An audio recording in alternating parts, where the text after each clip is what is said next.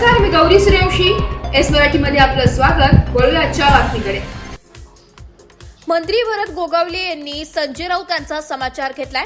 शिवसेना मेळाव्यात जमलेल्या शिवसैनिकांना मुडदे बोलल्यावरून गोगावले आक्रमक झाले. गॅलरी भरली होती, सभागृहात पाय ठेवायला जागा नव्हती.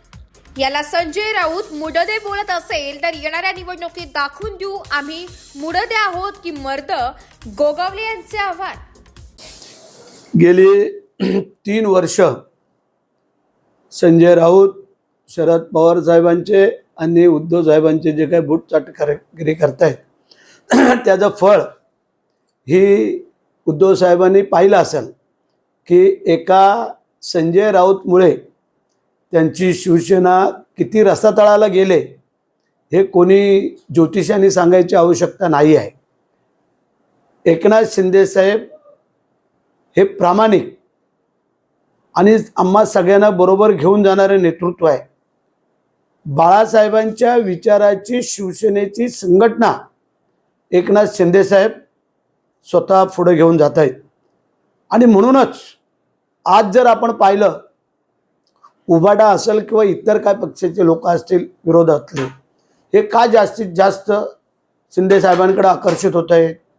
कारण शिंदे साहेबांचं काम, शिंदे साहेबांचा प्रामाणिकपणा, गोरगरिबांना मदत करणं, कोणावरती प्रसंग आला कधी गेले तर संजय राऊत किंवा त्यांचे नेते. आत्ता जर आपण पाहिलं पहिलगामच्या हल्ल्यामध्ये कोण त्यांचा एखादा नेता पुढे गेला असेल सांगा? एकनाथ शिंदे साहेब आणि गिरीश महाजन हे आमचे 2 पक्षाचे नेते तिकडे जाऊन जे काय अडकलेले आपले जे काय पर्यटक होते त्या सगळ्यांना घेऊन येण्याचं काम जर कोणी केलं असेल तर एकनाथ शिंदे साहेब आणि गिरीश महाजन. त्यानंतर आत्ता परवाचा प्रश्न बघा तुम्ही. जळगावला गेले होते कार्यक्रमाला आणि तिथे एक महिला किडनी फेल झाली, काय तिला अत्यंत जलद मुंबईला जाणं गरजेचं होतं ऑपरेशनसाठी. आणि तिथं गिरीश महाजन आणि गुलाबरावने साहेबांना सांगितलं. शिंदे साहेबांनी लगेच आपल्या 2 पेयना त्या विमानातून खाली उतरवलं आणि त्या दोघांना घेऊन मुंबईला नेऊन पोचून ॲडमिट केलं.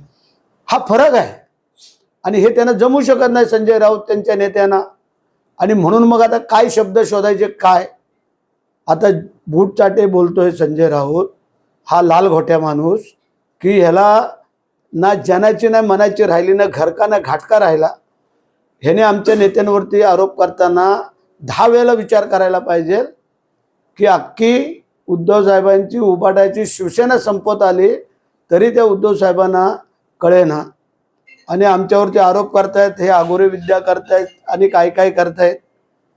ह्याने बरेचसे प्रयत्न करून पाहिले त्यांच्या आगोरे विद्येचे, त्यांना काही सक्सेस झालं नाही.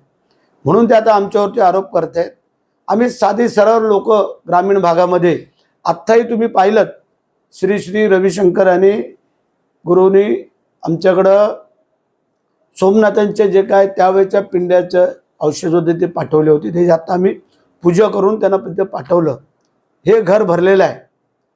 थोडी तरी माणसाने जनाची नाही मनाची ठेवायला पाहिजे, तर ती काही संजय राऊतांकडे नाही आहे.